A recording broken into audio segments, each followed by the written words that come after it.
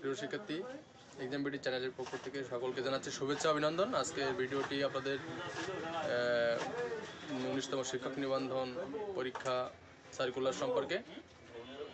19তম শিক্ষক নিবন্ধন পরীক্ষা সার্কুলার কবে নাগাদ হতে পারে, কবে নাগাদ আপনাদের এইটা প্রকার বিজ্ঞপ্তি আকারে হবে, এবং 18তম শিক্ষক নিবন্ধনের যে ভাইবা চলছে এটি কবে নাগাদ শেষ হতে পারে, গণবিজ্ঞপ্তি নিয়ে আলোচনা করব।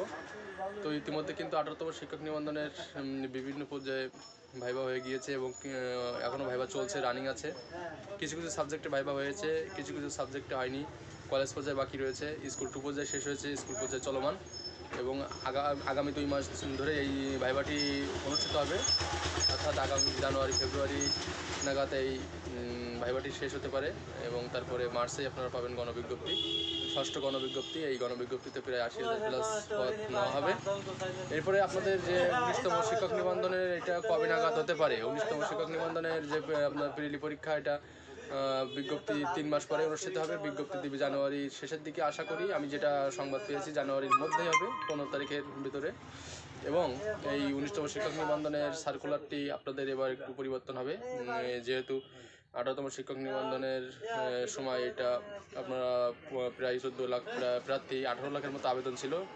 এবার আবেদনের সংখ্যা কমতে পারে, এবার বিভিন্ন সাবজেক্টের শূন্যপদের সংখ্যা একটু কম থাকবে, তারপরেও মোটামুটি 70,000+ শূন্যপদ থাকবে।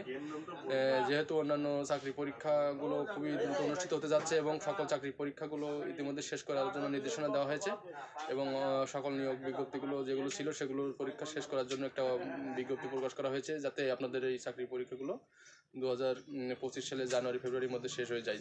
তো এখানে অনেক প্রার্থী, প্রায় 4.5 লক্ষ শূন্যপদ সারা বাংলাদেশে বিভিন্ন মন্ত্রণালয় অধিদপ্তরে আছে।